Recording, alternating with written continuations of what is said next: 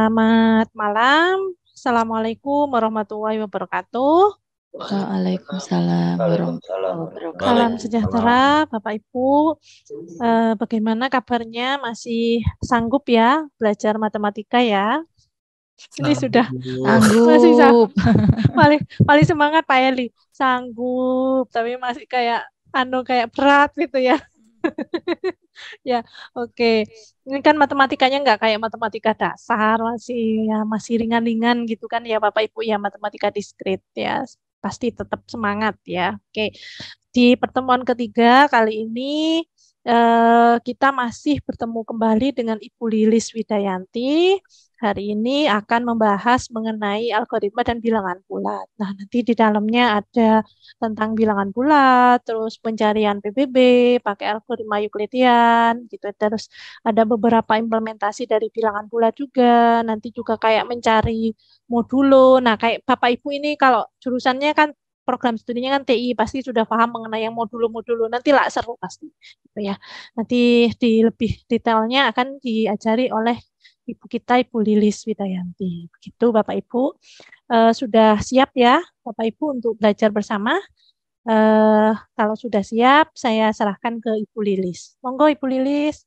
Ya, terima kasih Bu Nurul. Selamat malam Bapak Ibu. Assalamualaikum warahmatullahi wabarakatuh. Waalaikumsalam.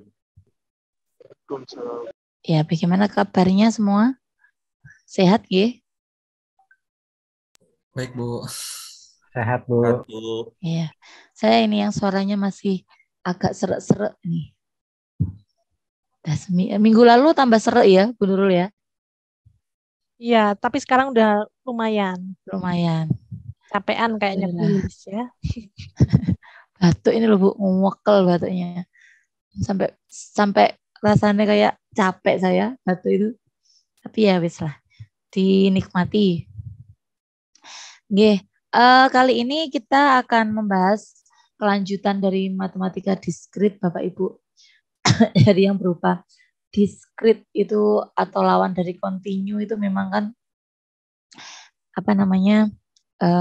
berbau mencacah itu menghitung, tidak mengukur ya. Kalau kontinu kan mengukur, hasilnya kan bisa koma-koma. Kalau diskrit biasanya kita hasil dari mencacah. Kayak bilangan bulat pun di sini nanti kita bahas tentang bilangan bulat gitu ya.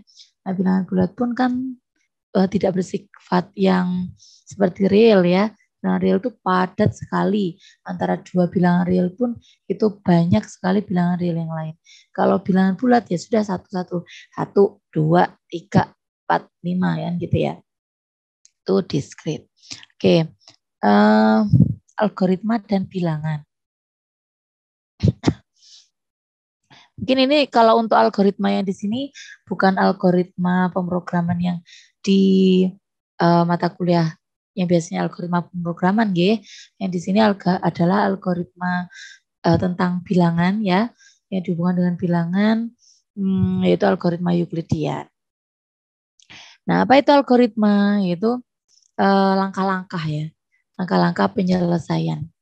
Yang mana dengan kita kayak kita masak gitu ya, urutannya mulai dari menyiapkan bahan sampai sudah menyediakan di meja itu kan ada urutannya. Nah, algoritma itu seperti itu. Adalah urutan-urutan langkah-langkah logis penyelesaian masalah yang disusun secara sistematis. Seperti itu. Nah, dulu sejarahnya kenapa kok namanya dinamakan algoritma. Nah, nama penemunya kan namanya Abu Ja'far Muhammad Ibnu Musa Al-Khwarizmi. Ya, biasanya akhirnya dipanggillah algoritma karena orang Barat dulu menyebutnya Al-Khwarizmi itu loh ya, algoritma. Nah, algoritma ini biasanya kita bingung dengan aritmetika. Biasanya dihubungkan, aritmetika sama algoritma itu dulu sulit membedakannya. Nah, akhirnya algoritma dibuatlah algoritma seperti itu. Dan akhirnya menjadi algoritma. Nah, algoritma sendiri bisa dinotasikan dalam bentuk deskriptif, dalam bentuk bahasa pemrograman, psiokod ya. Nah, kalau deskriptif biasanya ya resep makanan kayak gitu. Oke. Baik, biasanya kalau contoh ini adalah algoritma untuk mencari elemen terbesar. Nah, ini beberapa contohnya yaitu ada alurnya mencari elemen terbesar gitu ya. Asumsikan A1 sebagai elemen terbesar sementara. Kemudian simpan A1 ke dalam maksimal. Nah, kemudian ada lagi elemen A2 dicek. Oh, A2 lebih dari maksimalnya yang A1 tadi. Maka nilai maksimal diganti dengan A2.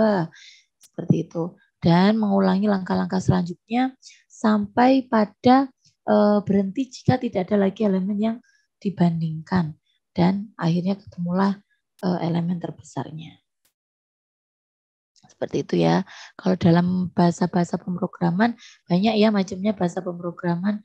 Ada bahasa Pascal, bahasa C, dan lain-lain seperti itu. Nah, selain itu juga bisa dinotasikan dengan psiokodnya ya. Nah, seperti itu.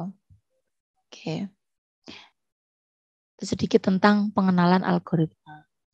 Nah, sekarang kita bahas ke kaitannya dengan bilangan bulat.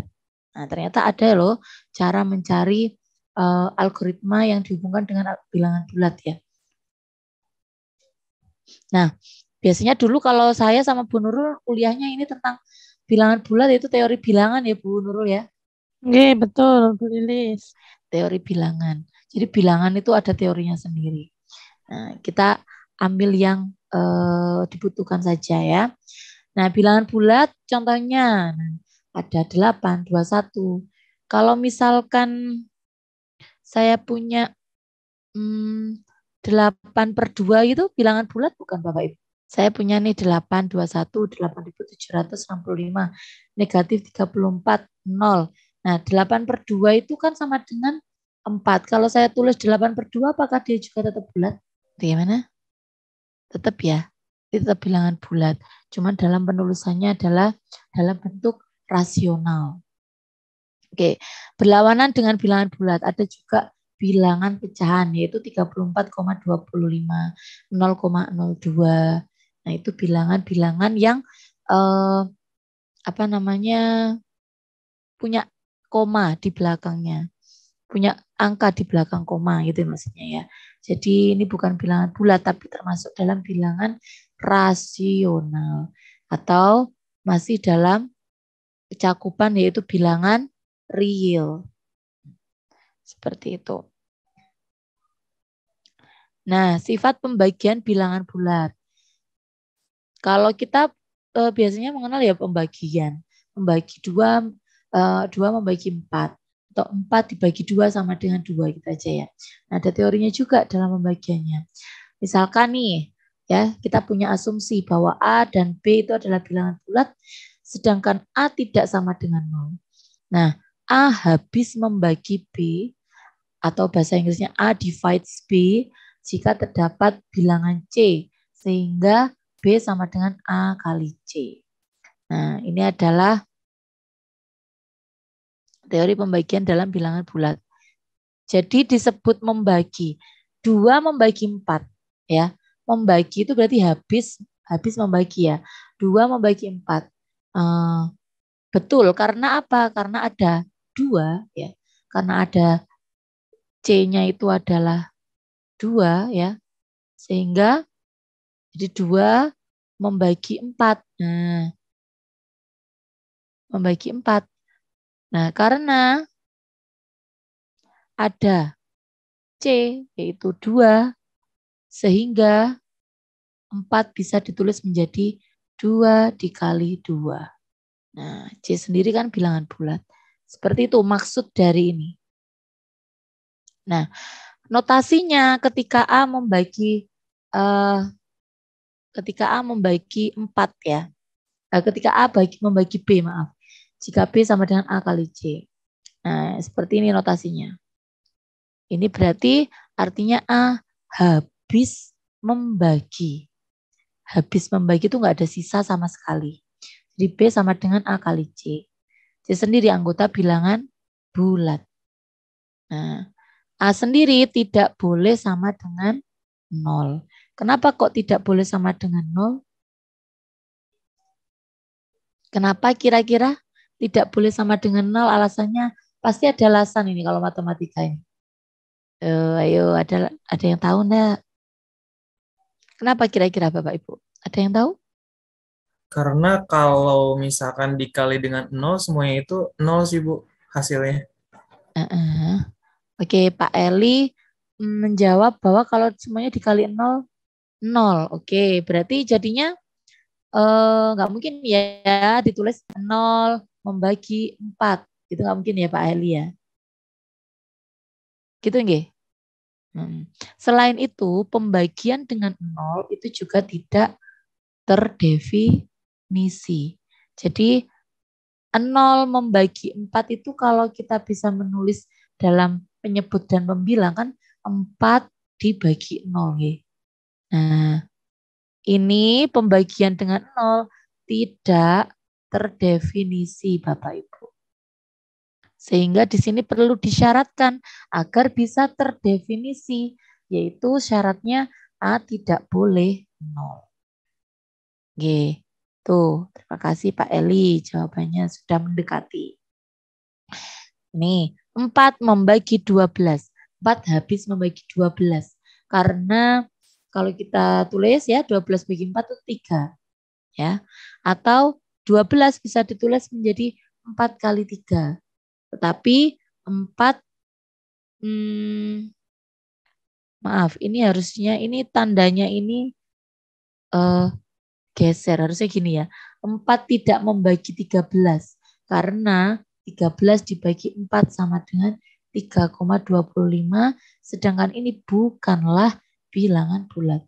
Ya, syaratnya harus bilangan bulat.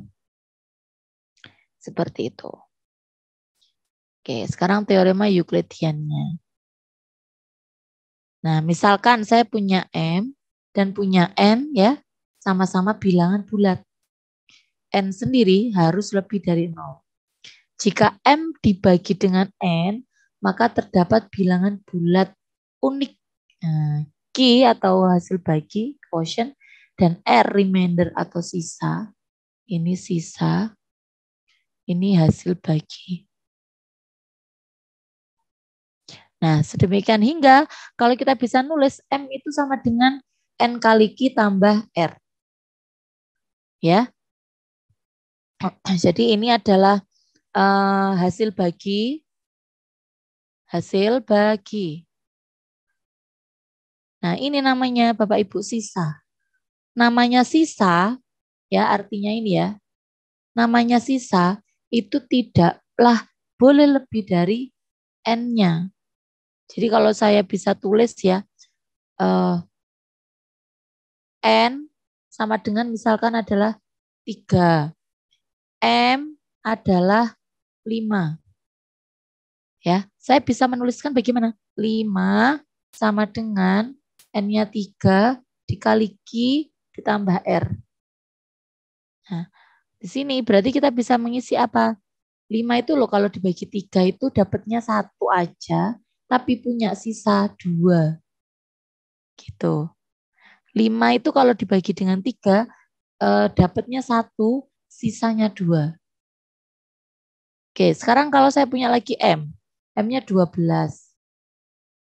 N-nya adalah 5. Boleh nggak kalau saya nulis 12 sama dengan 5, Q tambah R, dengan saya isi Q-nya adalah 1, R-nya adalah 5. R-nya adalah berapa berarti? 7. Wow. Boleh nggak seperti ini Bapak Ibu? Kalau saya punya M ya Bapak Ibu. 12. N-nya 5. Kelihatan Bapak? Terlihat Bu. Oke. Nah ini saya nulis 12 sama dengan 5 dikali Q ditambah R. Nah ketika saya isikan Q-nya 5, Q-nya 1, berarti R-nya berapa ya? R-nya itu harusnya 7 terkecuali 12 sama dengan 5. Yang satu itu ganti 2, Bu. Yang Q-nya itu jadi 2. Terus sisanya itu baru 2.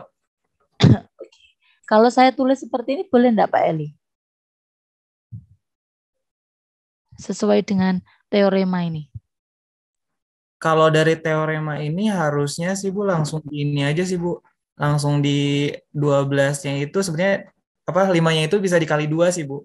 Oh ya. Maksudnya dari pembagian 12 itu 5 dikali 2 baru nanti sisanya itu ditambah 2 sih kalau menurut saya Bu. Oke, kalau menurut teorema ini namanya R atau sisa itu adalah antara 0 ya. Berarti tidak boleh negatif ya sisa ya. Sisa tidak boleh negatif ya, namanya sisa tidak boleh negatif. Oke, kemudian dia harus kurang dari N. Nah, N-nya mana? 5.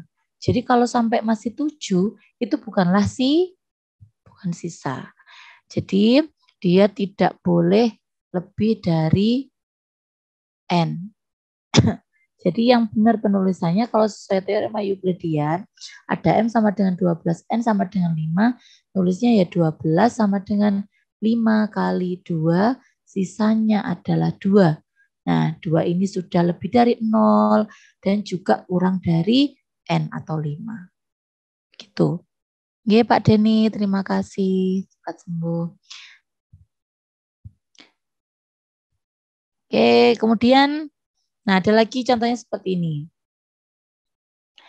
1987 dibagi 97 itu 20. Sisanya 47. Maka kita bisa menuliskannya 1987 adalah sama dengan 97 kali 20 tambah 47. Nah ini 47 dia lebih dari 0 kurang dari 97. Boleh, berarti ini sisa. Nah sekarang kalau dengan negatif.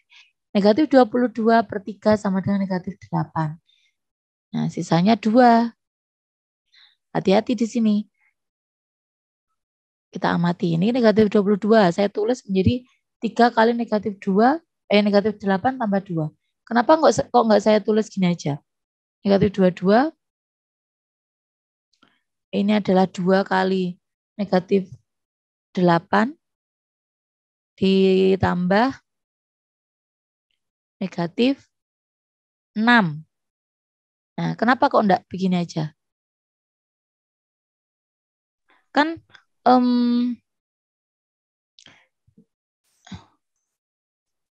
kenapa kok enggak begini saja ya? Kira-kira kenapa? Harus lebih dari sama dengan 0, Bu. Betul. Ya, karena sisa ini itu harus lebih dari 0. Gitu Bapak Ibu. Jadi syaratnya bahwa R itu yang perlu kita pegang teguh namanya sisa harus lebih dari 0 dan kurang dari N-nya.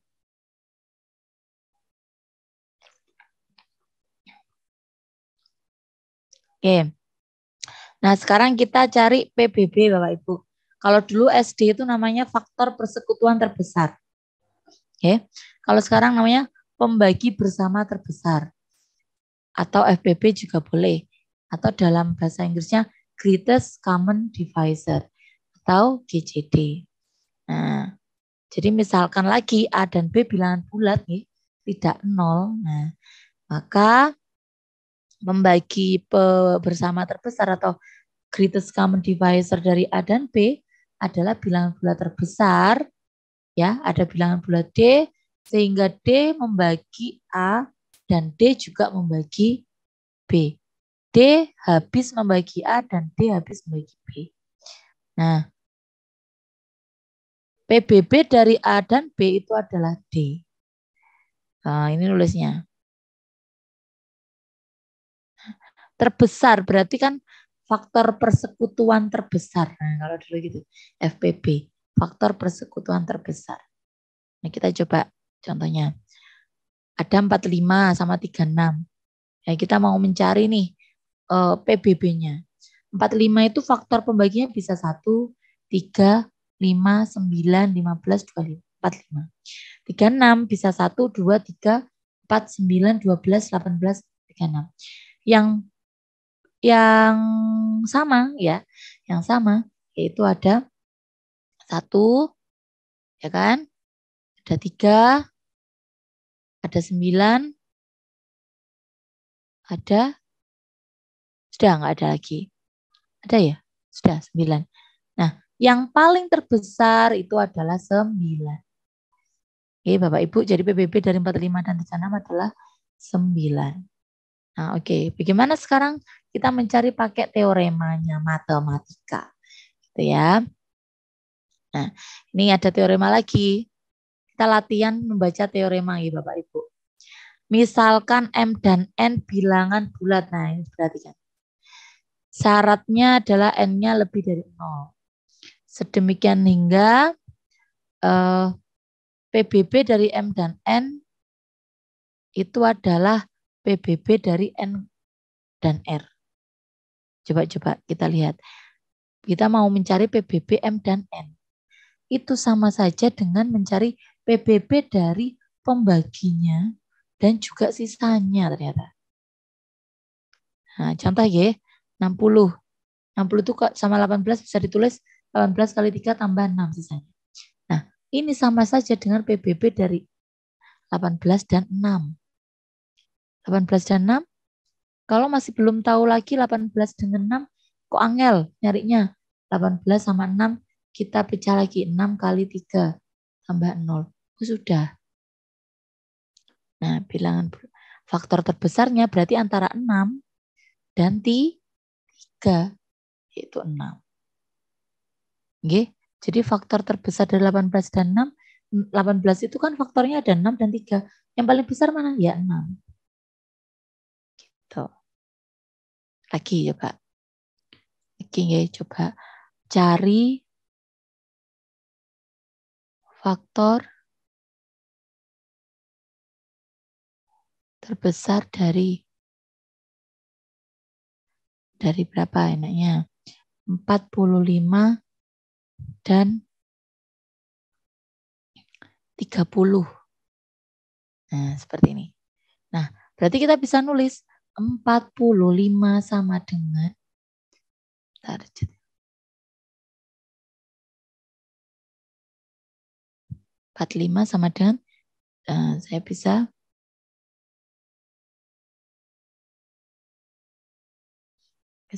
nulisnya 30 dikali 1 sisanya adalah 15. Nah, kalau kita teruskan, ini PBB adalah kita mencari faktornya dari 30 dan 15. Nah, berapa 30 dan 15? 30 dan 15, PBB dari 45 dan 30, itu sama juga dengan PBB dari 30 dan 15, yaitu 15. Faktor terbesar dari 30 dan 15, ya 15. Oke, algoritma Euclidean. Jadi algoritma ini untuk mencari PBB dari 2 buah bilangan bulat. Jadi algoritma tadi langkah-langkah ya. Jadi ini adalah langkah-langkah untuk mencari PBB dari 2 buah bilangan. Nah, penemunya namanya Pak Euclides. Dia orang Yunani. Memang dulu sejarahnya kalau matematika itu berkembangnya dari zaman Romawi kuno, terus Arab kuno gitu nggih, Yunani kuno. Gitu. Nah, Euclides ini ternyata memiliki buku Bapak Ibu namanya Elemen. Nah, di situ dia menuliskan algoritmanya untuk mencari PBB. Oke, ini adalah Pak Euclides ya. Kalau misalkan Pak Eli mau nyari punya teorema gitu, nah nanti nemu teorema Pak Eli, jadi bisa algoritma Eli Suheli gitu. Pak Iskandar, misalkan mau nyari algoritma lagi tentang apa gitu, ya Pak Iskandar, bisa algoritma Iskandar. Gitu. Nah, mereka menyematkan nama mereka di algoritmanya. Algoritma Euclides berarti yang menemukan Euclides seperti itu. Nah, begini Bapak Ibu. Kalau ada tulisan seperti ini jangan langsung pusing tapi kita teladani untuk membaca. Misalkan M dan N bilangan bulat, tak negatif. Ya. Nah, ini tadi maksudnya adalah yang tadi.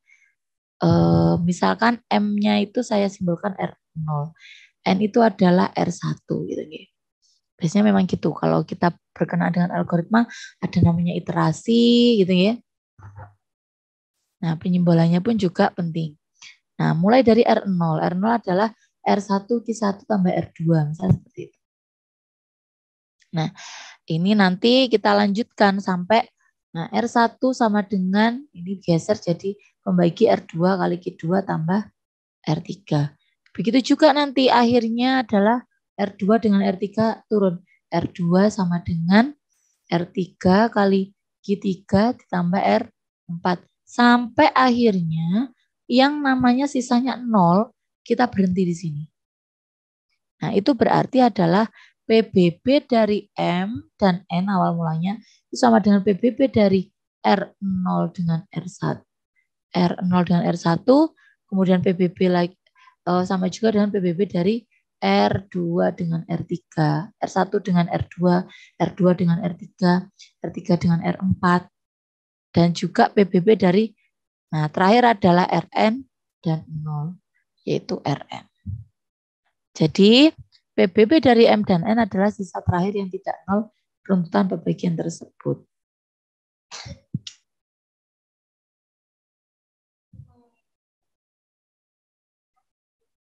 Oke, seperti itu. Nah ini contohnya, nggih. Ada M dan N. Kita mau nyari. Kita mau mencari PBB-nya. Nah, jika N sama dengan 0, maka M adalah PBB M dan N. Udah stop, berarti selesai. Oke, ada M dan N, kalau N-nya 0 sudah selesai. Berarti kalau PBB M-nya mencari M sama 0, yaitu adalah M. Oke. Nah, kalau N-nya tidak sama dengan 0 ya, kalau ini tidaklah sama dengan 0, maka kita lanjut ke langkah kedua seperti tadi rututannya. Mungkin sedikit bahasa pemrogramannya gitu ya. Nah, kalau N tidak sama dengan 0, lanjutkan bahwa R itu adalah M modulo N atau sisa dari sisa hasil bagi. Sedangkan M nanti diganti dengan N, N-nya diganti dengan R. Selesai. Ketika N sama dengan 0, maka PBB dari M dan N adalah M. Nah, ini akan berhenti ketika N-nya sudah menunjukkan 0. Nah, kalau kita tuliskan, langkah-langkahnya seperti ini. Misal 80. Kita mencari PBB dari 80 dan 12. Nah, 80 itu kalau sama kita pakai apa tadi namanya? Teorema berapa tadi ya, lupa. Nah, itu sama dengan 6 kali 12 tambah 8. Hati-hati, jangan tertipu. Loh ini 8 masih lebih besar dari 6. Nah, ini lihatlah. Ini adalah dengan 12. Jadi kita bandingin dengan 12. Oke, kemudian ini jadi M. Ininya, R-nya jadi N. Gitu nggih. Jadi 12 adalah 1 kali 8 tambah 4. Kemudian inilah jadi M-nya lagi 8. 4-nya jadi N lagi. Dan sisanya 0. Nah, sisa pembagian terakhir sebelum 0 adalah 4. Maka PBB dari 80 dan 12 itu adalah 4. Gitu. Jadi kalau bisa ditulis PBB dari 80 dan 12 itu sama dengan PBB dari 8 dan 4. Atau PBB dari N-nya tadi 4 dan 0. yaitu 4. Sudah. Seperti itu. Sampai di sini ada pertanyaan? Monggo silahkan. Biar enggak saya ngomong sendiri. Oke, enggak ada? Saya lanjutkan nggih, Bapak Ibu. Nah, masih seputar dengan bilangan bulat Bapak Ibu nggih. Nah, ini adalah tentang PBB.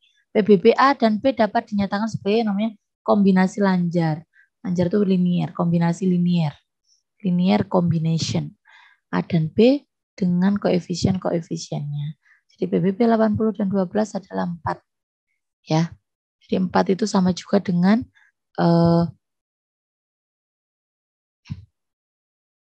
misal ini adalah A gitu ya. Terus ini B. Nah, biar kelihatan 80 sama 12 di sini. Nah, ini bisa jadi bukan negatif 1 sama 7. Nah, mungkin ada yang lain, mungkin ya. Mungkin ada yang lain. Nah, jadi teorema kita untuk kali ini tentang kombinasi linear, bahwasannya PBB dari A dan B itu bisa ditulis menjadi hasil penjumlahan dari dua induknya gitu ya, mungkin ya. Katakanlah seperti itu.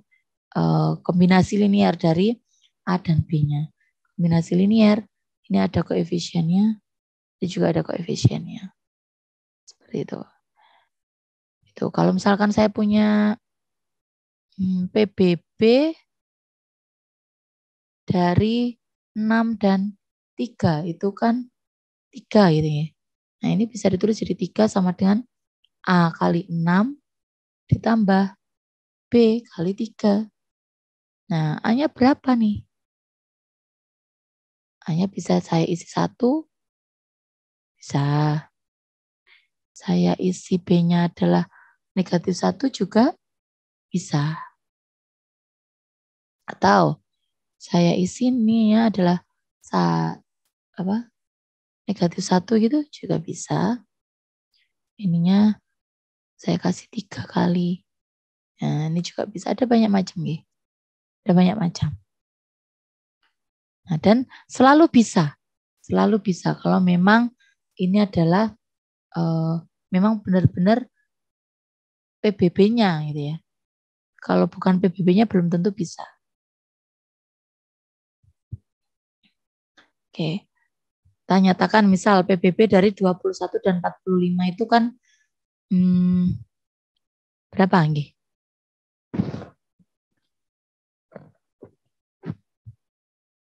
Yaitu 3 nggih. Kita cari dulu PBB dari 21 dan 45 itu pakai tadi teorema Euclidean. Itu 45 itu bisa ditulis menjadi 2 kali 21 tambah 3. Nah, itu sama juga nanti kita cari PBB dari 21 dan 3. 21 sama dengan 7 kali 3. Sehingga antara 45 dan 21 ya, itu PBB-nya adalah 3.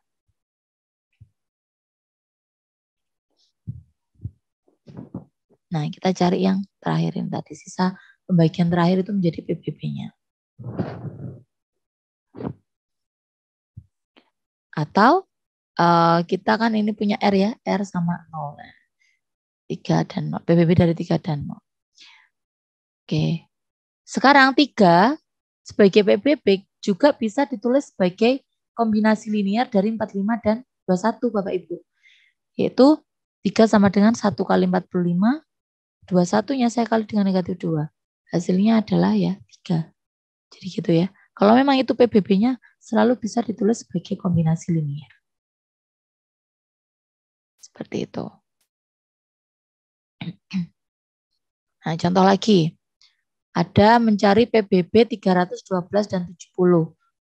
Nah, nyatakan ini sebagai kombinasi lanjar antara 312 dan 70. Nah, berapa PBB-nya? Kita pakai teorema Euclidean. Gitu ya. Untuk memperoleh PBB. Oke, 312 sama dengan, nah ini 312. Kita mau cari PBB-nya dulu, Pak Ibu. Pakai algoritma Euclid. Algoritma Euclidean. Jadi 70. Kalau kita 312 bagi 70 kan ada sisa 32. Kemudian 70 dengan 32 kita cari. Kemudian 32 sama 6. Sampai akhirnya ini 0. Nah, ini adalah FBB terbesarnya. Sisa yang paling terakhir. Gitu. Nah, 2 ini akhirnya minta untuk menuliskan kombinasi linearnya dari 312 dan 70, Bapak Ibu. Jadi 2 ini adalah, nah ini adalah tata cara agar kita tidak, kalau misalkan 302 sama dengan 312 dikali A gitu ya, ditambah 70 dikali B. Mungkin agak kesulitan. Kalau misalkan mau langsung kita nyari B-nya berapa ya? A-nya berapa ya? Nah, dari kita mencari PBB tadi Bapak Ibu, kita bisa untuk menuju ke kombinasi linear maksudnya gitu ya. Kita bisa cek langkah-langkah ini tadi. Nah, ini 2 itu kan adalah 32 dikurangi 5 kali 6 gitu nggih. 2 adalah ya. Kemudian 6-nya sendiri adalah 70 dikurangi 2 kali 32. Nah, nanti 2 ini disubstitusikan. Jadi 2 sama dengan 32 dikurangi 5 kali 6-nya itu diubah menjadi ini.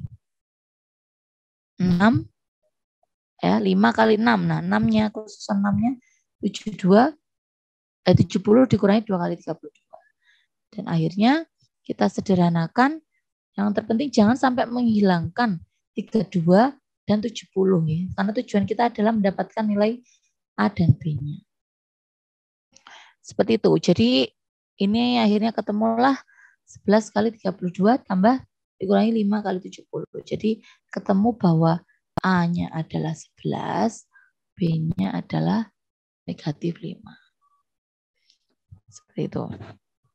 Nah, kalau mau mencari versi lain juga boleh. Ini sudah selesai belum ya? Oh iya. Ini juga bisa. Ada lagi juga nanti kalau mau mencari versi lain juga bisa. Pakai misal ini ya, 11 kali 32 dikurangi 5 kali 70. Nah, 32-nya seperti ini. Diganti misalnya ya, 32-nya maunya 312 dikurangi 4 kali 70. Diubah lagi. Nah, ini bisa juga digunakan bahwa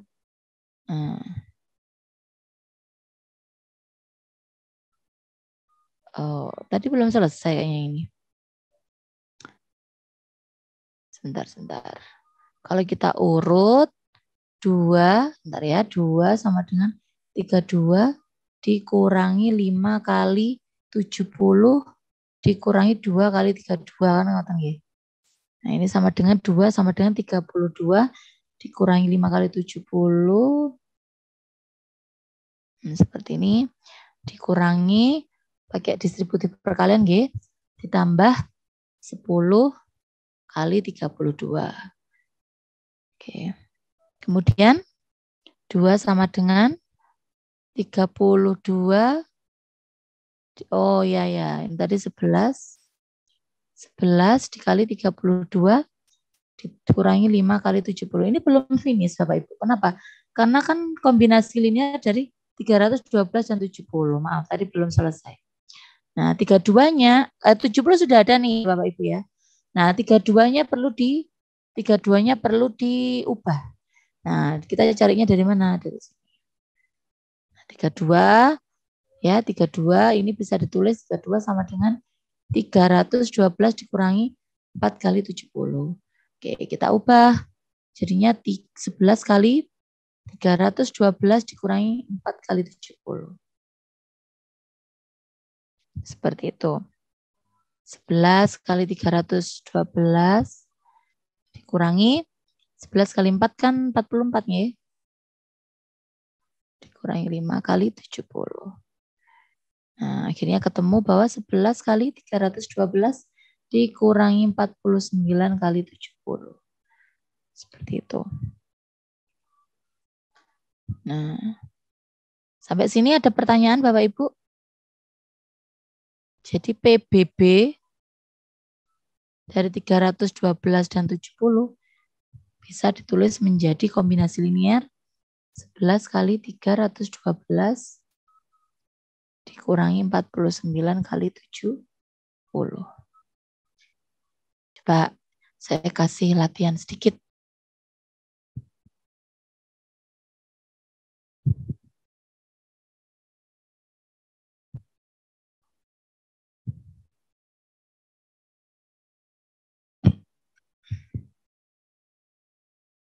Oh, jangan besar-besar, wes.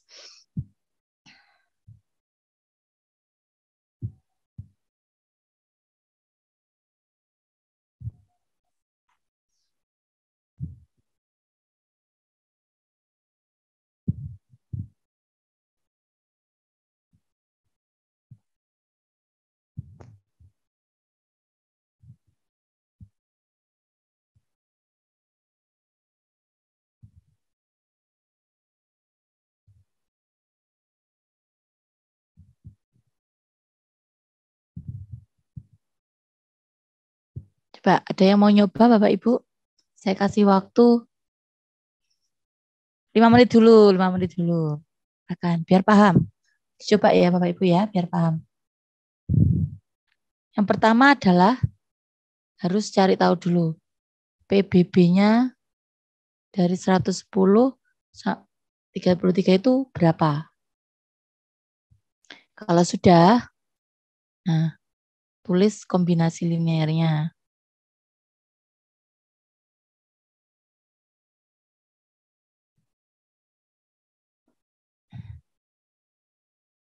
Ini dulu mau jadi dokter tapi nggak jadi Bapak Ibu. Jadi tulisannya maafkan ya. Saya kasih waktu 5 menit. Silakan. Bagaimana Bapak Ibu? Tetap semangat mengerjakannya.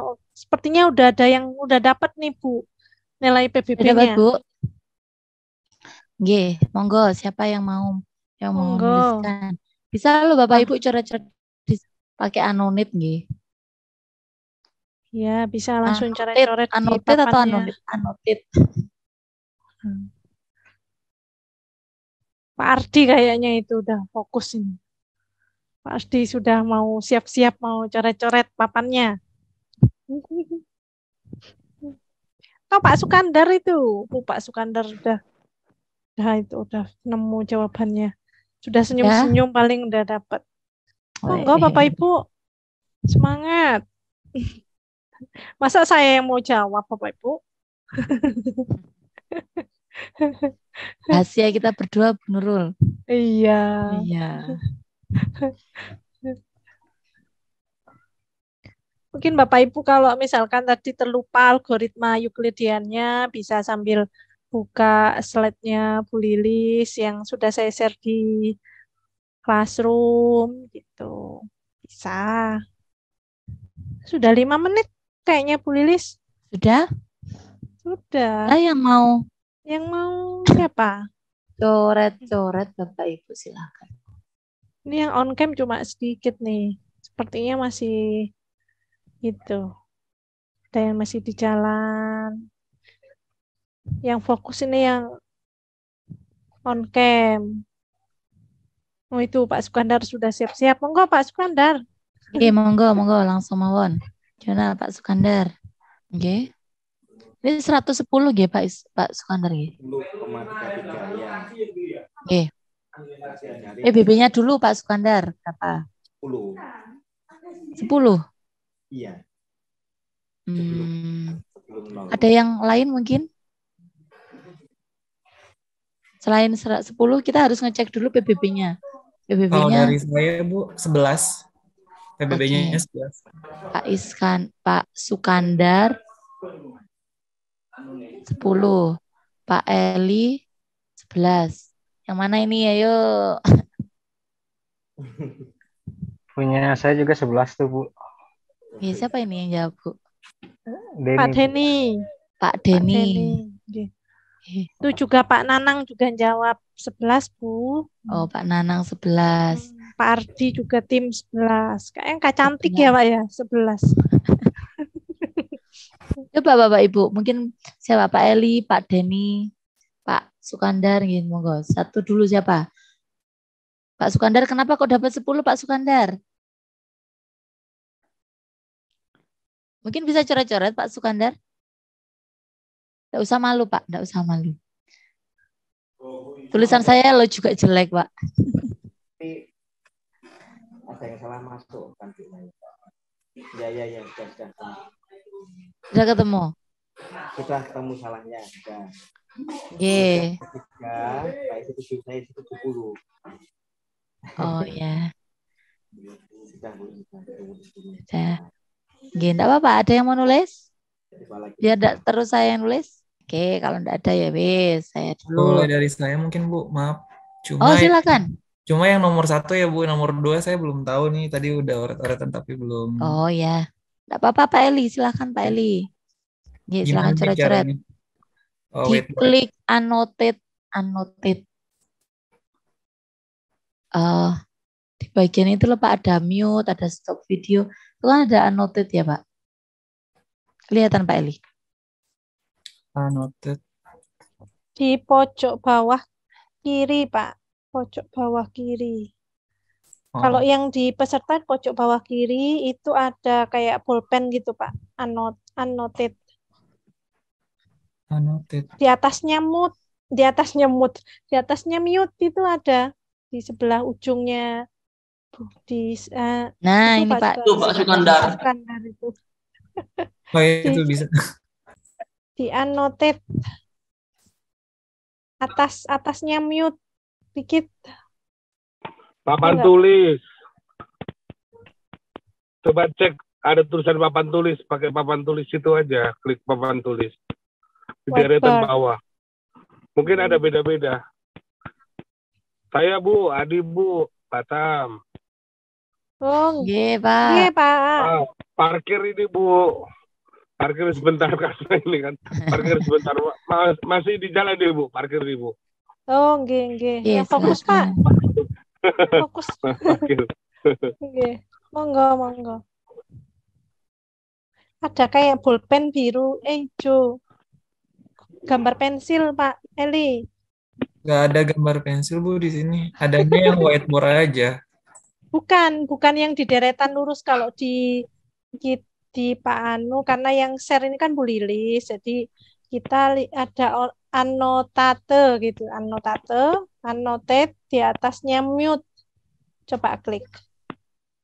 Di sebelahnya slide-nya Bu Lilis.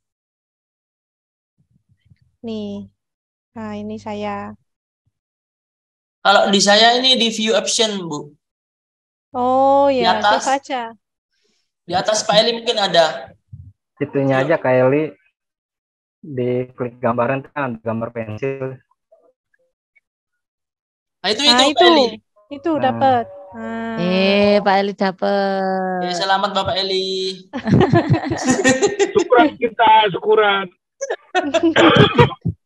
Syukuran potong ayam kita. Coba Pak Eli latihan jarinya. Susah banget nih Pak. 3. Soalnya nggak pakai pen tablet ya. Pakai mouse. 3. Mohon dimaklum ya tulisannya nih. Kayak lagi belajar nulis. Ini 11. Kemudian 3. 3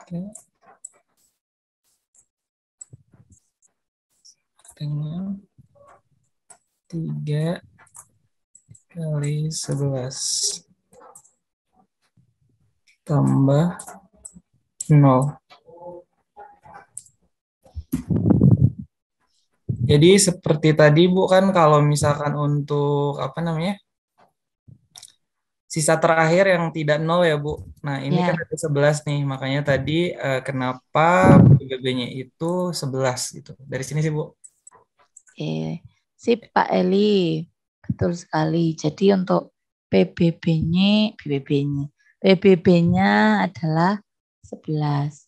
Nah, sekarang kalau ditulis dalam bentuk kombinasi linier ya, 11 itu adalah PBB dari 110 dan 33. Itu kita bisa nulis 11 sama dengan A kali 110 ditambah B kali 33. Nah, kalau kita lihat dari prosesnya Pak Eli ini, 11 sendiri kan bisa langsung ya dari yang pertama ini. Nggih. Nah, ini langsung ini Pak Eli.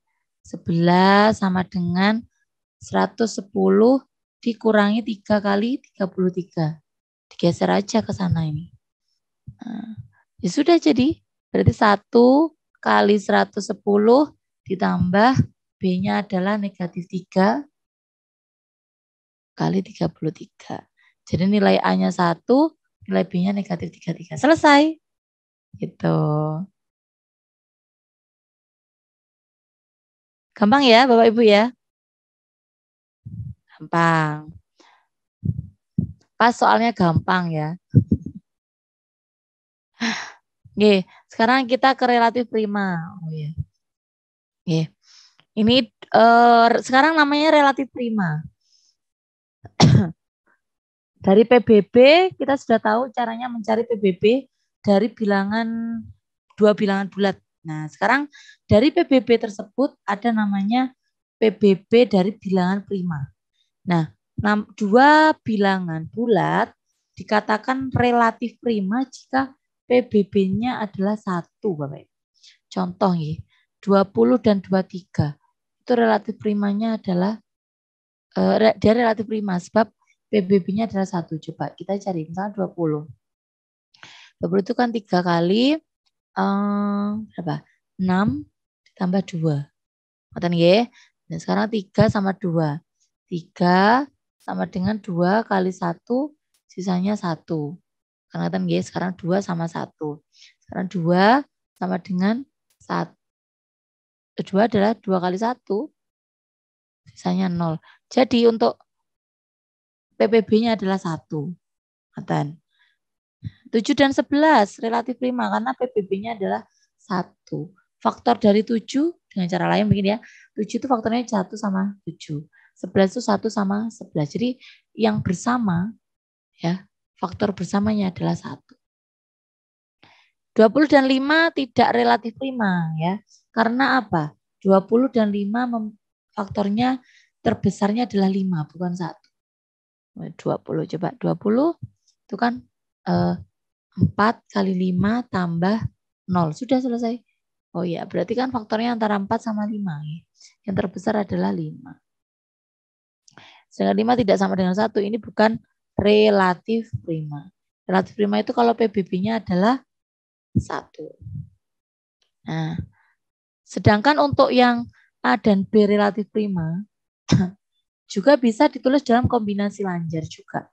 MA tambah NB sama dengan 1. Jadi 20 dan 3 tadi, 20 dan 3 kan relatif prima ya. PBB-nya 1. Bisa ditulis dalam bentuk kombinasi linier dengan A-nya 2, B-nya adalah B-nya adalah negatif 13. Kalau tidak relatif prima Bapak Ibu, maka tidak bisa. Ya. Jadi contoh 20 dengan 5. Itu kan tidak relatif prima ya. Kita maksa mau nyari kombinasi linier 20 dan 5 yang menghasilkan 1. Enggak ada.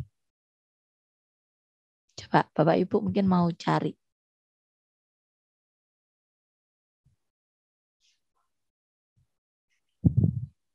Enggak ada. Oke. Baik, sampai sini ada pertanyaan? Kalau belum ada, saya lanjutkan. Nah, sekarang modulo. Nah, ini yang mungkin dibahas oleh Bu Nurul tadi bahwa teman-teman TI mungkin sudah sering mendengar istilah modulo. Nah, modulo itu adalah hasil sisa, saya biasanya menyebutnya sisa hasil bagi. Contoh A modulo M, berarti sisa pembagian antara A dan M. Ya. Kemudian A modulo M sama dengan R, berarti begitu. Jadi sisanya tadi ya Bapak Ibu. A modulo M itu hasilnya adalah sisanya. Nah, 23 modulo 3. 23 modulo 5, sisanya adalah 3. 23 kalau bagi 5 kan dapat 4, sisa 3. 27 modulo 3, 0. 6 modulo 8, 6. Berarti kan 6 modulo 8. Itu keadilan. Kenapa? Kalau kita mau ubah, nah, sorry ini di sini sudah ada. 6 itu adalah bisa tulis dari 8 kali 0 tambah 6. Perhatikan bahwa suatu sisa tidak boleh negatif ataupun tidak boleh kurang dari pembaginya atau kurang dari n-nya. Kurang dari 8 tadi. Nah, jadi kalau misalkan ini saya kasih 1 ya, 8 kali 1 dikurangi, ini kan akhirnya negatif. Tidak boleh. Kenapa kok 6 modulo 8 adalah 6? Ini sebabnya. Nah, 0 modulo 12. Nah, kalau kita tulis 0 itu adalah 12 kali 0 tambah 0. Negatif 41 modulo 9 sama dengan 4. Nah, negatif 41 sama dengan bisa ditulis jadi 9 kali negatif 5. Prinsip kita sisa ya. Sisanya tidak boleh negatif atau kurang dari pembaginya, yaitu kurang dari 9. Maaf, lebih dari pembaginya. Jadi tidak boleh lebih dari 9. Seperti itu. Ya.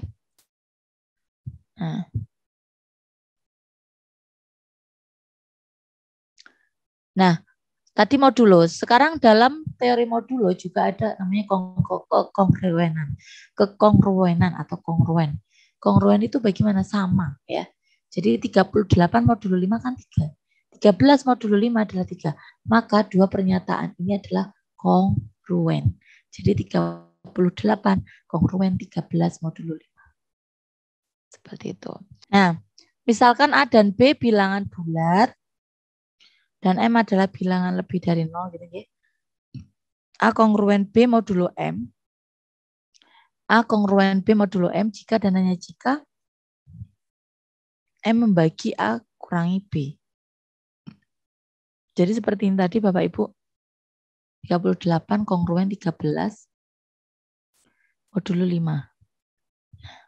5 pasti membagi 38 kurangi 13. Coba berapa ini? 5 membagi 25. Betul ya? 5 membagi 25 ya? Betul. Gitu. Jadi kalau kita punya kekongruenan, ini sama aja dengan 38 kurangi 13 modulo 5. Apa? 5-nya habis membagi 38 kurangi 13. Namun jika A tidak kongruen dengan B, maka modulus M-nya ya. Nah, ini cara penulisannya adalah seperti ini. A tidak kongruen dengan B. Modulo M. Coba 17 kongruen 2 modulo 3. Artinya ya 3 membagi 17 minus 2. 3 membagi 15. Ya kan? Oke, 15 sama dengan 3 kali 5. Seperti itu. Izin off cam, Pulis lagi keluar ke apotek cari obat, anak lagi demam. Inje Pak Martino, silakan. Kemudian min 7 kongruen dengan 15. Nah, benar enggak? Coba, benar apa enggak? Min 7 dikurangi 15 adalah negatif 22. 11 bisa membagi negatif 22 nggih, betul nggih? Habis nggih. Nah, 12 tidak kongruen dengan 2. Kenapa? 12 kurangi 2 adalah 10.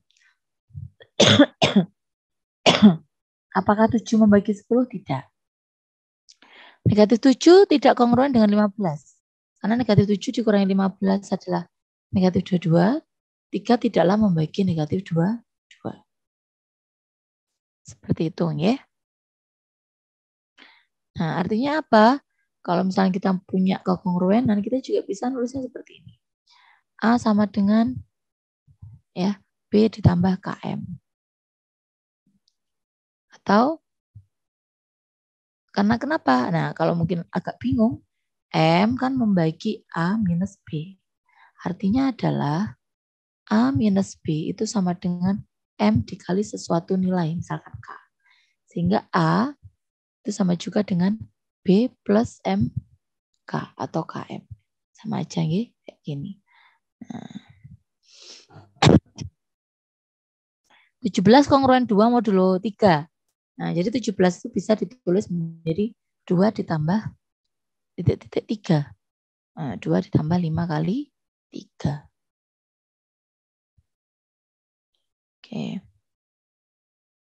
23 modulo 5 sama dengan 3. Nah, bisa ditulis menjadi 23 kongruen 3 modulo 5. 27 modulo 3 sama dengan 0. Berarti 27 kongruen 0 modulo 3. 6 modulo 8 sama dengan 6. Nah, ini juga bisa ditulis menjadi 6 kongruen 6 modulo 8. Negatif 41 modulo 9 sama dengan 4. Nah, jangan sampai bingung. Ini negatif 41 dikurangi 4 kan gitu ya akhirnya ya. Nah, ini sisanya. Nah, ini bisa ditulis menjadi negatif 41 kongruen 4 modulo 9. Seperti itu. Ada lagi, waduh ada banyak ya teoremanya. Nah, ketika kita punya kongruensi atau dalam kongruenan, kita sudah belajar kongruenan. Kita perlu juga nih untuk belajar teoremanya. Untuk apa? Untuk mempermudah kita dalam mengerjakan soal. Contoh, A kongruen B modulo M. Ketika yang kiri saya tambahkan C, yang kanan saya tambahkan C, yang kiri saya tambahkan C, yang kanan harus punya perlakuan yang sama, yaitu tambah C. Sama juga dengan kalau yang kiri saya kalikan dengan C, maka yang kanan juga harus saya kalikan dengan C. Begitu. Kalau yang kiri saya pangkatkan P, yang kanan juga harus saya pangkatkan P. Asal P-nya tidaklah negatif. Nah, jika A kongruen B modulo M, C kongruen D modulo M, maka ini kongruen modulo M ya.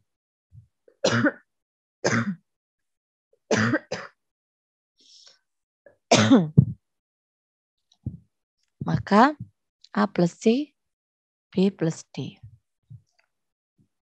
Ini boleh ya, asalkan tadi A kongruen B dan C juga kongruen D. Begitu juga dengan perkaliannya juga boleh. Seperti itu. Ini pembuktiannya, ya mungkin tidak terlalu mendetail ya untuk buktinya. Kita percaya. Kalau orang matematika gini itu harus dibuktikan Bapak Ibu. Kalau Bapak Ibu mungkin cukup tahu gitu ya. Misalkan saya punya 17 kongruen 2 modulo 3 dan 10 kongruen 4 modulo 3. Maka ini akan berlaku kalau ketika ini saya tambahkan 5, bisa tambahkan 5 juga. Nah, ini sama juga dengan 22 kongruen 7 ya, ini kurang 1. Kongruen 7 modulo 3. Ini kurang 1 semua ya.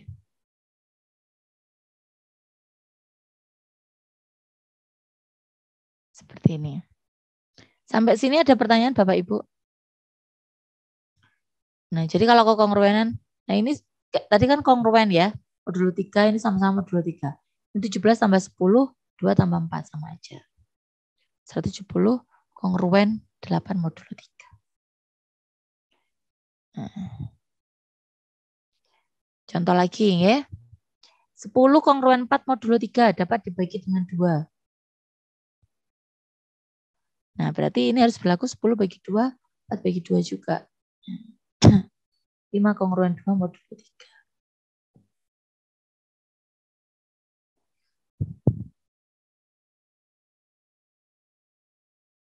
Nah, tidak berlaku nggih untuk pembagian. Kalau perkalian sama penjumlahan bisa. Ya. Nih, tidak memasukkan operasi pembagian. Karena kekongruenan akan tidak selalu terpenuhi. Nah, ini namanya balikan modulo. Jadi balikan itu kalau dalam matematika namanya inverse, Bapak Ibu.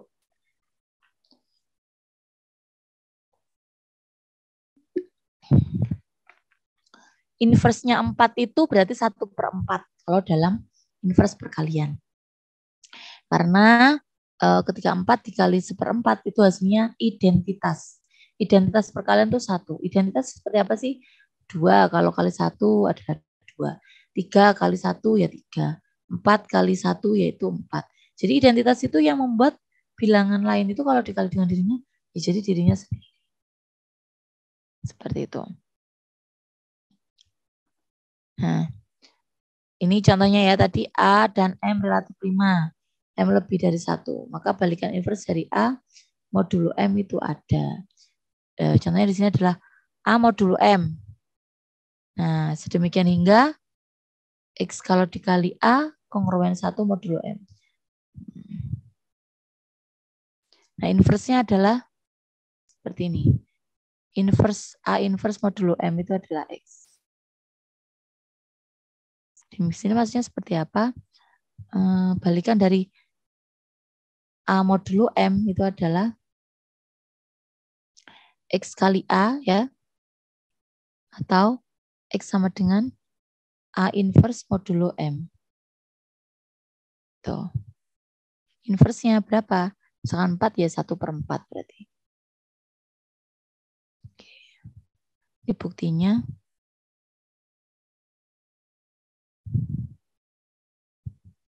Oke, contoh ya. Tentukan balikan dari 4 modulo 9, 17 modulo 7, dan 18 modulo 10. Caranya mencari balikan, kita juga bisa pakai algoritma Euclidean. Ya.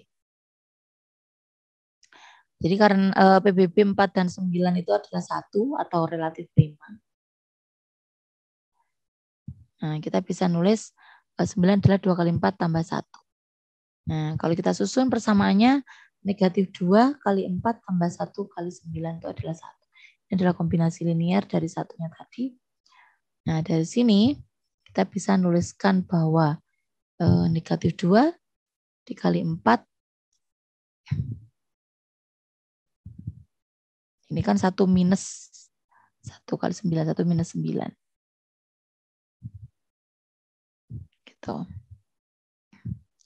Negatif 2 kali 4 kongruen dengan 1 modulo dari. Oke, agak sulit memang ya untuk mencari inverse dari modulo ini.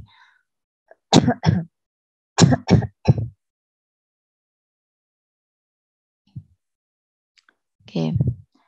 Nah, kita lihat kenapa kok ini ke sini. Bisa seperti ini.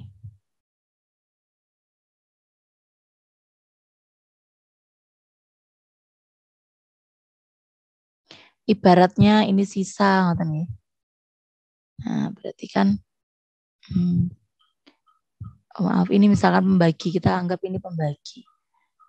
Enggak, pembagi tadi adalah 9, 4. Dulu 9 gitu ya. Nah. Jadi tadi 9, awalnya kan ini ya.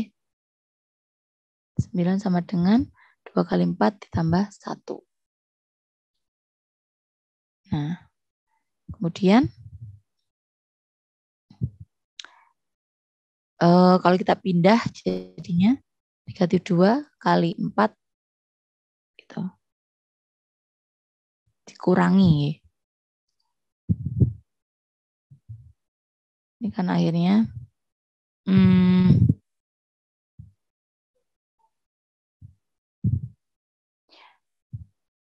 negatif 2 kali 4 tambah 1 kali 9 sama dengan 1. Oke.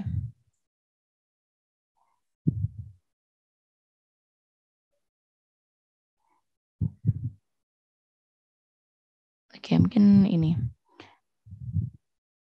Ada lagi 7 kongruen dengan negatif 2 modulo 9. Karena 9 habis membagi negatif 7 dikurangi negatif 2. Nah, kemudian negatif 11 kongruen negatif 2 modulo 9. Karena 9 habis membagi negatif 11 dikurangi minus 2 ya. Nah. Oke. Ini balikan, masih balikan ya. Contoh lagi bahwa PBB 17 sama 7 adalah 1. Diminta untuk mencari balikan dari 17 modulo 7. 17 modulo 7.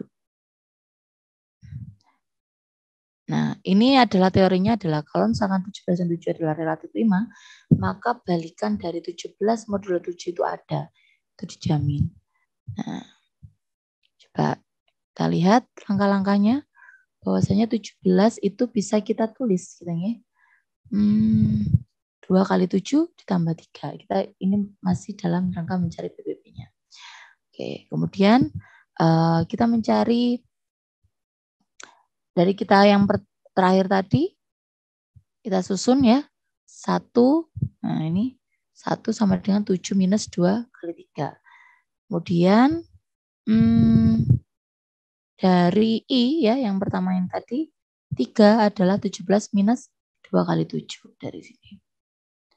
Nah, kemudian kita bisa memasukkan atau mensubstitusikan yang 3 tadi diganti dengan 17 minus.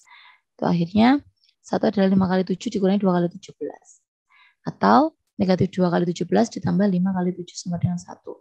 Ini kombinasi linearnya. Nah, diperoleh bahwa negatif 2 adalah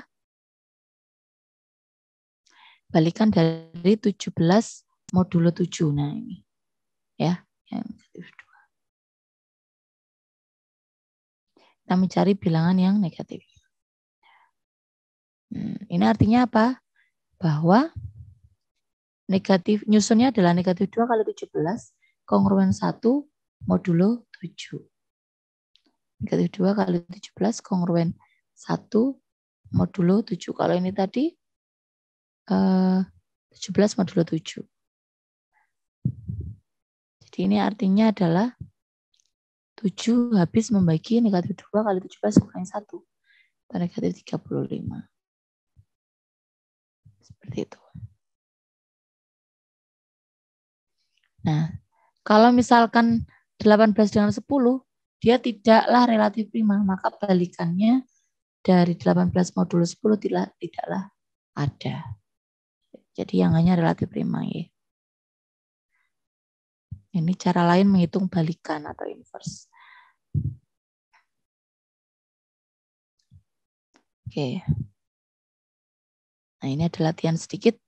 Tentukan semua balikan dari 9 modulo 11.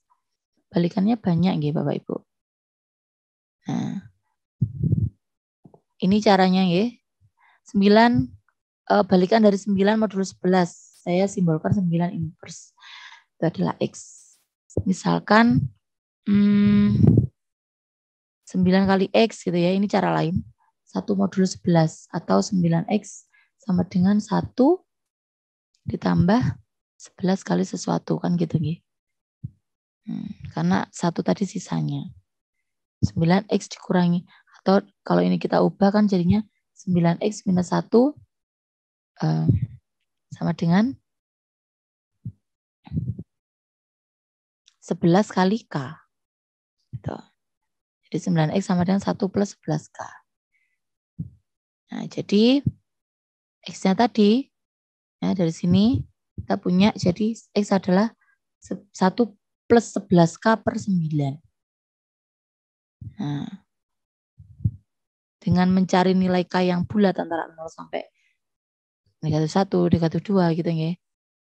Nah, maka kita bisa mendapatkan nanti balikannya. Contoh nih, misalkannya 0, berarti 1 per 9. Atau negatif 1. Nah, harus bulat juga kan ya. Nah, kalau misalkan masih belum bulat, berarti jangan. Negatif 1 berarti kan negatif 11. 10 per 9. Nah, enggak bisa. Ternyata X-nya adalah 5. 5 kali 11, 55 tambah 1, 56. 56 bagi 9, berapa Bapak Ibu? 56 dibagi 9 bisa nggak ya?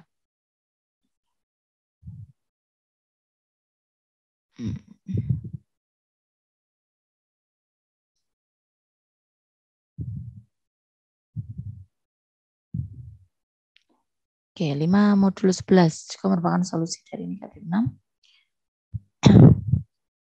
Itu adalah balikan. Ini tentang kekongruenan lanjar. Jadi kalau misalnya kita punya kekongruenan gitu ya. AX kongruen B modulo M. Nah, itu bisa kita tulis menjadi AX sama dengan B kali KM. Gitu ya. Nah, jadi X-nya adalah B plus KM per 2. Nah, untuk K-nya sendiri, pilihannya adalah bilangan-bilangan bulat. Seperti itu. Contohnya, 4X kongruen 3 modulo 9 dan 2X kongruen 3 modulo 4. tentukan solusinya dari ini. Solusi itu berarti kita mencari X-nya Bapak Ibu. Nah, 4X kongruen 3 modulo 9 itu bisa ditulis menjadi X adalah, nah ini kan pelan-pelan ya, ini misalkan 4X dikurangi 3 kan gitu tadi. Sama dengan 9 kali K. Nah jadi kalau kita mau mencari X-nya, 4X sama dengan 9K plus 3. Berarti berarti X adalah 9K plus 3 bagi 4. Nah kenapa? Ini. Untuk K-nya kita coba satu-satu. Nah, kalau dia masih bukan bilangan bulat, maka bukan solusi. Nah, solusi. Ini bukan solusi. Nah. Kemudian, nilai-nilai X yang memenuhi, ini ya, Bapak Ibu. Seperti ini.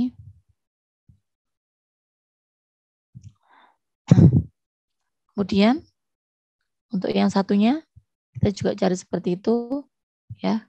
Untuk nilai KK yang lain, nah, kita cari nilai yang sama. Oke, ini genap, ini ganjil.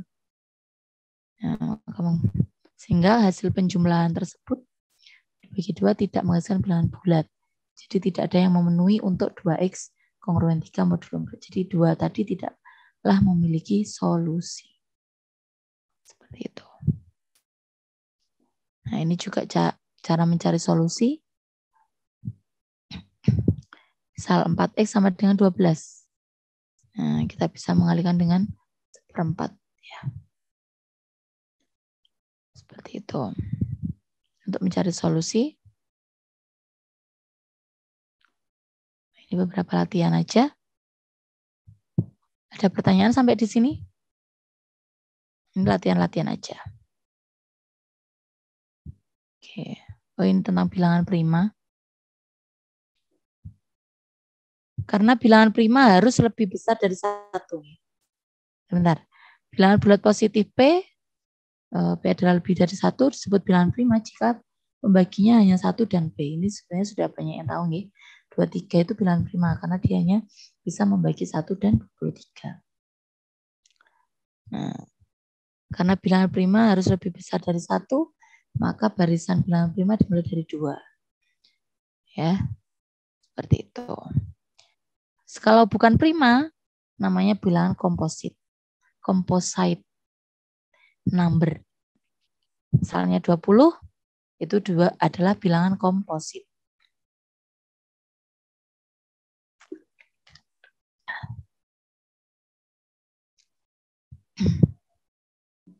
Oke. Nah, sekarang kalau ingin membuktikan apakah ini bilangan komposit atau bukan ya?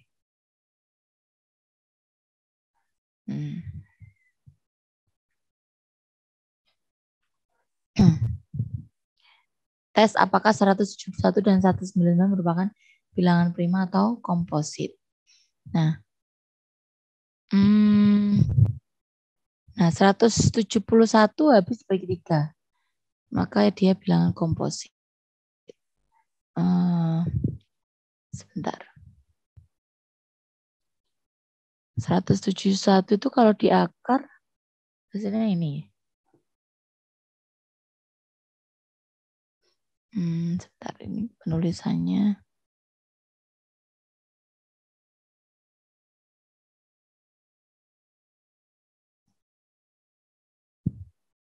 Oh, ini kita pakai ini. Cara mengetesnya gitu ya. Bila bagi N dengan sejumlah bilangan prima. Mulai dari 2, 3 bilangan prima. Yang kurang dari Cardan. Jika N habis dibagi dengan salah satu dari bilangan prima tersebut, maka N adalah bilangan komposit. Tetapi jika N tidak habis dibagi oleh semua bilangan prima tersebut, maka N adalah bilangan prima. Jadi ini tadi kita coba 171 kita bagi dengan 2, 3, 5, 7, 11, 13. Ternyata 171 bisa dibagi dengan 3.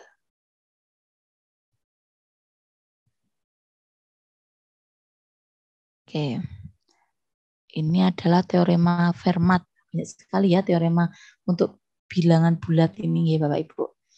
Nah, jika P adalah bilangan prima, A adalah bilangan bulat yang tidak habis dibagi P, yaitu AP ya, PBB dari AP adalah 1, maka A pangkat P-1 kongruen 1 modulo P. Maksudnya adalah di sini adalah P bilangan prima, A bilangan bulat yang tidak habis dibagi P, tapi A tidak harus prima. Nah, ketika PBB dari A dan P adalah 1, yaitu relatif prima, maka A modulo A pangkat P-1 kongruen dengan 1 modulo P. Itu teoremanya. Contoh 17 dan 21. Di sini 17 adalah bilangan prima, 21 bukan bilangan prima. Nah, PBB dari 17 dan 2, bentar. Tadi teoremanya adalah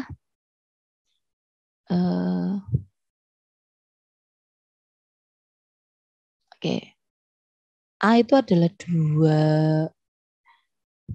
Sebentar. Ya, A adalah 2, PBB 17. Oh, kita ngambil sembarang ya. 1 dan PBB 21 dan 2 adalah 1. Kemudian kalau pakai teorema de Fermatnya, wow, ini banyak sekali ya. Oke. Kalau dia modulo M, AP-1 ya, berarti 17 1 gitu ya.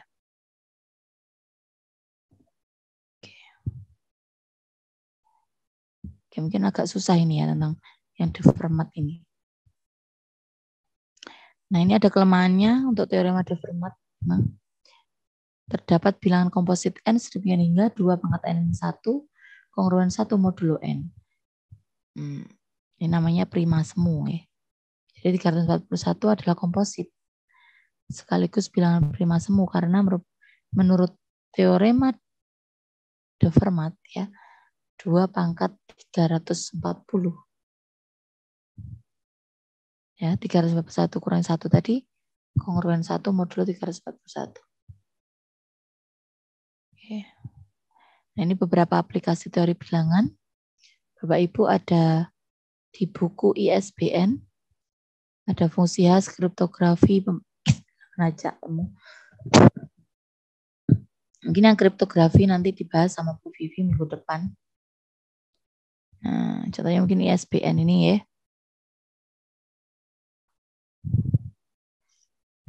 Kita tahu bahwa ISBN punya kode.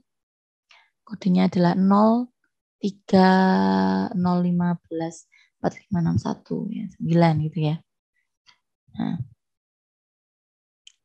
ISBN itu terdiri dari ini Bapak Ibu, kode yang identitas bahasa, kode penerbit, kode unik untuk buku, karakter uji kayak gitu. Nah, karakter ujinya dipilih sedemikian hingga pakai rumus ini. Nah, ini ada aplikasi modulo di sini. Kenapa 11? Coba kita hitung 1, 2, 3, 4, 5, 6, 7, 8, 9, 10. Oke.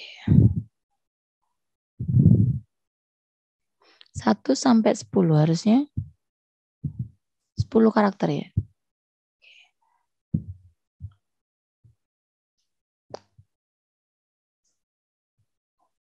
Ini kenapa kok dibagi dengan 11? Ini 10 karakter. Nah,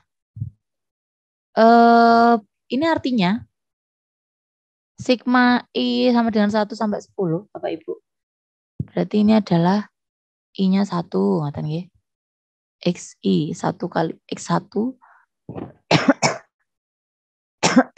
ditambah 2 kali X2 gitu ya. Kalau kita jabarkan dari sini.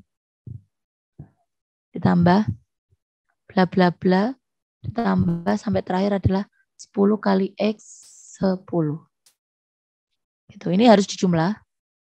Nah, sekarang karakter ujinya tadi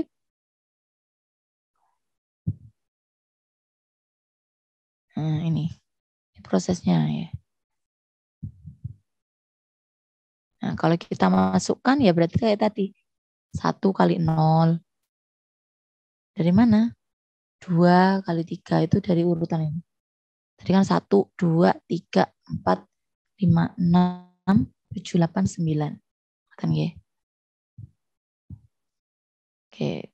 0, 3, 0, 1, 5, 4, 5, 6, 1. Nah, 8 tidak diikutkan dia karena karakter uji. Itu hasilnya 151. Jadi karakter ujinya adalah 151 modulo 11. Jadi memang sengaja adalah berapa? 151 modulo 11, betul ya? 8 ya? Coba 151 dikurangi 8 adalah 143. Kalau kita bagi dengan 11, betul ya? 8. Seperti itu. Nah, ini fungsi khas. Biasanya untuk pengalamatan di memori untuk tujuan pengaksesan data dengan cepat. Nah, fungsi HK, berarti inputannya K ya, adalah kongruen K modulo M. M itu jumlah lokasi memori yang tersedia. Ya. K itu adalah kunci. K itu inputannya bilangan bulat. HK adalah lokasi memori untuk record. Jadi ini adalah untuk menentukan lokasi memorinya itu bisa ditentukan dari kunci di modulo dengan banyaknya lokasi memori. Seperti ini. Nah ini ada berapa tadi Bapak Ibu coba kita cek. Kita sampai 1, 2, 3, 4, 5, 6, 7, 8, 9, 10, 11, 12, 13. 13. Oke. Saya ini dapat 11 dari mana ya? 11 mempunyai sel-sel memori yang diberi indeks sampai 10. Nah, lokasi memorinya. Coba mungkin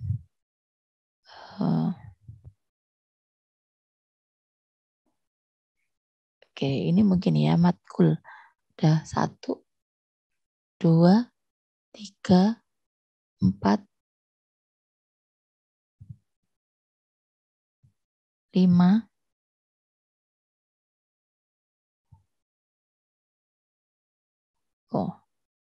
'Nggak ada ya. Dari 11 tadi dari mana ya? Contoh aja kayaknya ya. Hanya 11 gitu.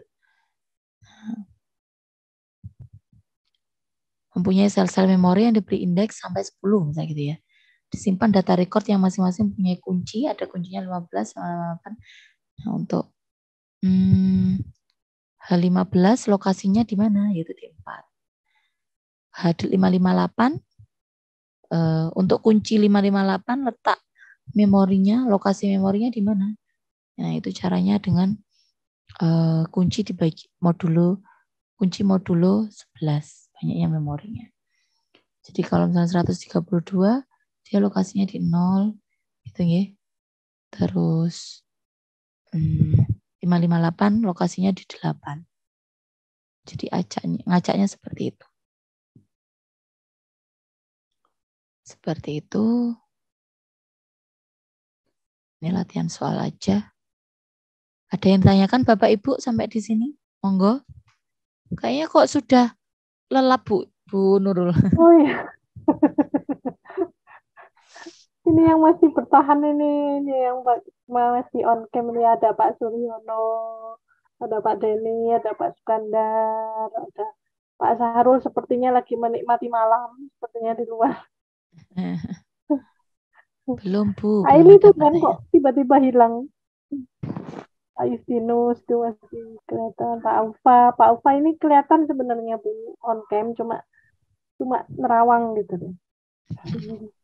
Menerawang jauh. Bapak Ibu bagi yang mau ditanyakan.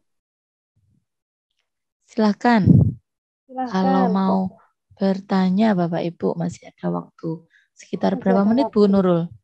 Masih ada sekitar 9 menit. Mm-mm. Atau saya pakai buat kesimpulan bisa. Oke. Apakah ada Tapi pertanyaan Bapak Ibu? tanya dulu mungkin, silakan. Mungkin lebih serunya minggu depan ya sama kriptografi itu ada aplikasinya. Langsung Iya, aplikasi dengan kriptografi. Kalau ini tadi masih teorinya. teori dasarnya gitu ya, Bu ya. Iya, Kalau benar. minggu depan kriptografi lebih ke implementasinya. Implementasi secara TI-nya ya, Bu Nurul ya. Iya, jadi kayak kriptografi itu kayak ada rahasia, kode-kode rahasia gitu, Bapak Ibu. Jadi zaman dulu biasanya ada yang mau mengirimkan pesan rahasia, itu biasanya dikonversi dulu, gitu-gitu. Lebih seru biasanya. Nah, tadi mungkin kayaknya banyak yang nggak komen gitu, mungkin karena sudah paham Bu Lili. Sepertinya memang mudah ya kalau tentang bilangan bulat ya, tidak serumit Oh yang gitu. bilangan Ya real, gitu ya. karena ya, gitu ya Bapak Ibu ya. Oh, Pak Deni ketawa-ketawa aja. Pak Suryono juga ketawa. Pak Arti tambah tegang itu. Udah benar-benar mencermati kayaknya. Ayo Pak, monggo Pak. Bu Arvita mungkin boleh tanya. Nggak ada kayaknya Bu Lilis. Sepertinya sudah Oh ya ampun. terekam semua kayaknya ya materinya. Amin. Semoga paham. Amin ya. Tidak nguap tapi paham ya Bu Nurul.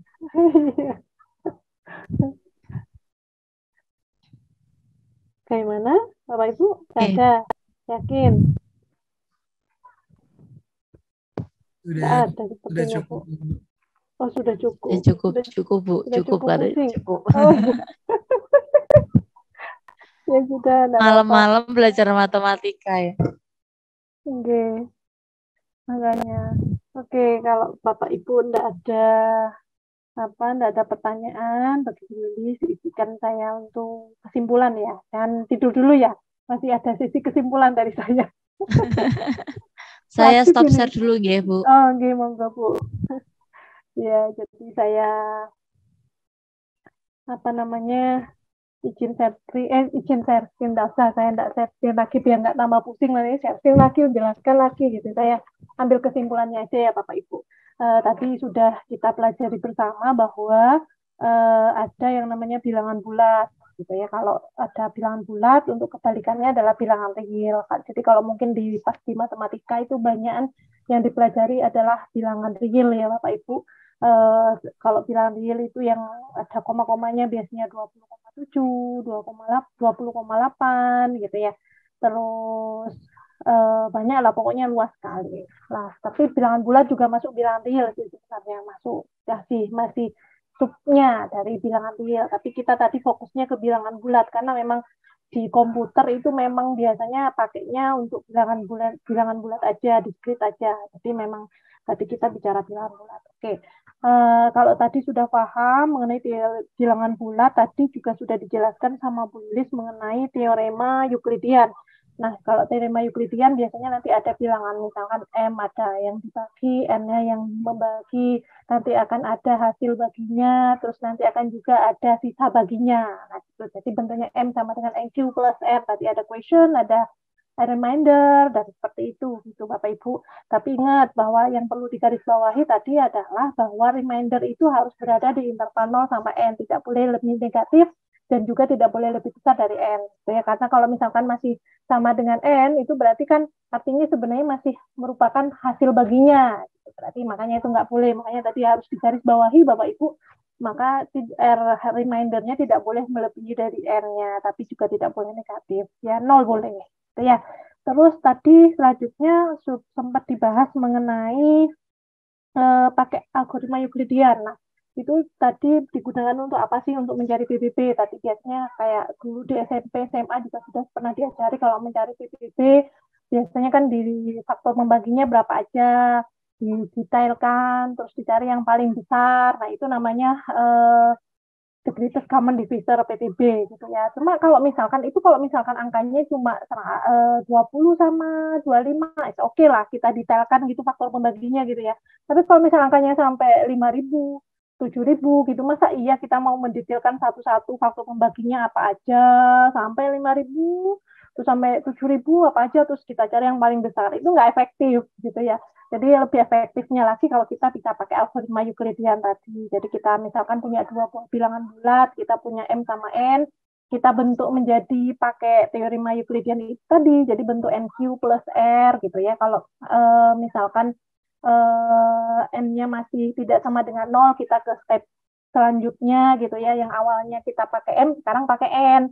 Yang awalnya kita pakai N, sekarang kita pakai R gitu ya. Jadi menggantikan. Jadi yang N pindah jadi M, yang R pindah jadi N, dan seterusnya sampai kapan? Sampai N-nya sama dengan 0. Kalau N-nya sudah sama dengan 0, kita stop. Nah, itu remainder yang terakhir itu, yang hasilnya yang bukan 0, itu merupakan PBB-nya. Gitu ya.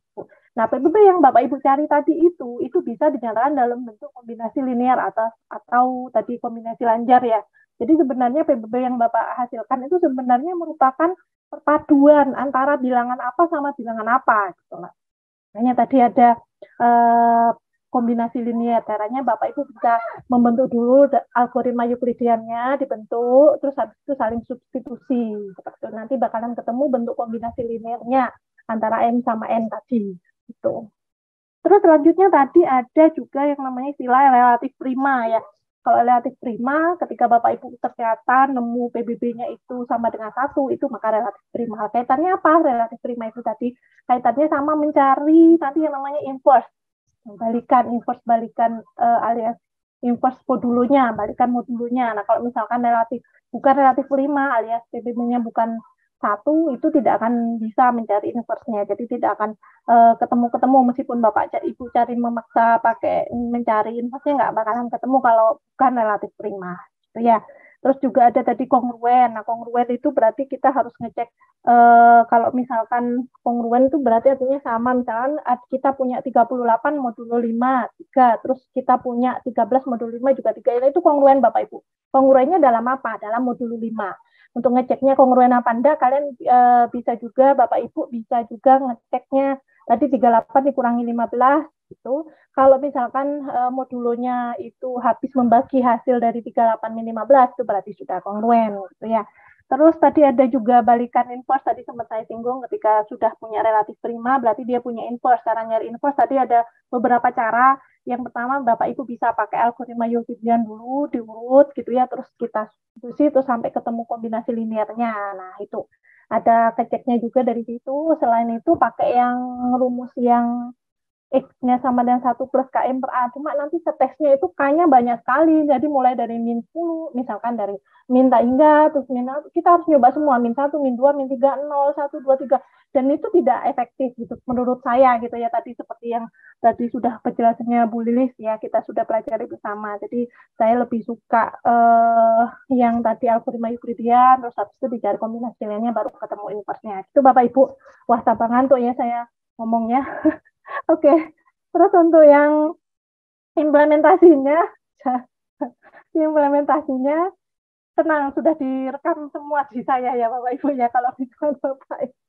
Oke, untuk tadi terakhir itu ada implementasinya, ada yang ISBN. Nah, biasanya kalau Bapak Ibu punya buku tuh di belakangnya pasti ada ISBN-nya. Nah, itu angka-angka itu nggak sembarang Bapak Ibu, ada caranya sendiri untuk mengatur apa mana sih yang sebagai fungsi apa tadi, uji dan seterusnya. Itu dapat nilai-nilainya, itu semuanya sudah untuk kode negara ini, buku ini diciptakan oleh di negara mana, itu semuanya ada detailnya di ISBN. Coba kalau nggak percaya, coba nanti Bapak Ibu kan pasti punya buku semua nih, coba dicek beneran nggak sih yang tadi perhitungannya Bu Lilis, coba dicek nanti pasti bener ya. Terus ada juga untuk fungsi khas ya, untuk fungsi khas biasanya untuk pengalamatan memori biasanya Bapak Ibu. Ini biasanya Bapak Ibu lebih paham lagi biasanya kalau orang TI malah ya. Biasanya kalau orang matematika hanya konsepnya, dasarnya aja. Kalau yang fungsi khas lebih ke dalam-dalam itu biasanya Bapak Ibu lebih paham. Terus ada juga untuk yang pembangkit bilangan acak semu ya, tadi sempat dijelaskan Bu Lilis belum ya kayaknya ya. Mungkin nanti Bu Vivi juga Ada juga yang terakhir ada kriptografi. Nah, kriptografi ini nanti akan lebih jelas lagi dijelaskan oleh Bu Vivi minggu depan. Nah, ini lebih menarik Bapak Ibu karena kriptografi itu benar-benar implementasi dari bilangan bulat yang tadi kita pelajari. Nanti ada ibaratnya kita mau mengirim rahasia, kode rahasia ke musuh, kok ngirim kode rahasia ke musuh ya, ke temen gitu ya, tapi biar nggak diketahui musuh, gimana nih saya supaya caranya pesan yang saya sampaikan ke teman tuh nggak sampai terbaca oleh musuh. Nah, gitu. Kayak gitulah Bapak Ibu. Nanti coba deh, nanti bakalan seru. Ya, tetap seru. Jadi tetap semangat ya Bapak Ibu ya, jangan kendor. Ini masih pertemuan ketiga. Ya, kita masih ada 4 pertemuan lagi ya. Begitu Bapak Ibu kesimpulan dari saya. Ngirim rahasia ke istri katanya. Iya bisa kirim rahasia ke istri. Yang ngapain Pak pakai rahasia-rahasiaan Pak ke istri Pak? Nggak boleh rahasia-rahasiaan Pak. Begitu nanti Bu Vivi itu nanti pakarnya kalau kriptografi nanti bisa tanya lagi lebih detailnya ke Bu Vivi ya. Baik, begitu Bapak Ibu, bagaimana kesimpulan saya sudah mengcover semuanya sepertinya ya. Oke, nanti kalau misalkan Bapak Ibu tadi mau tanya tapi malu-malu gitu nggak apa-apa, nanti bisa langsung tanya Bu Lilis Japri atau Japri ke saya, nanti saya forward ke Bu Lilis gitu ya. Oke, begitu kesimpulan dari saya. Mungkin ada yang mau disampaikan lagi Bu Lilis? Sampun Bu Nurul. Sampun. Sudah kasihan ya. Bapak Ibu nanti mendengar suara saya sudah serius. Iya, sudah Bu Nurul lama banget ngasih kesimpulan gitu ya. Nah, oke, udah gitu ya Bapak Ibu ya. Sampai jumpa di minggu depan di materi kriptografi. Tetap semangat Bapak Ibu ya. Sehat selalu. Ini kayaknya udah mulai musim-musim nggak tentu lagi, padahal panas, hujan lagi gitu ya. Itu ya Bapak Ibu, semoga bermanfaat buat kita semua materi hari ini. Terima kasih atas perhatiannya. Terima kasih Bu Lilis materinya. Sama ya. Bu Nurul. Terima kasih Bapak Ibu. Selamat beristirahat. Selamat malam. Assalamualaikum warahmatullahi wabarakatuh. Waalaikumsalam warahmatullahi wabarakatuh. Terima kasih. Selamat malam teman-teman. Terima kasih Bu Nurul. Selamat malam. Bu Nurul. Beristirahat.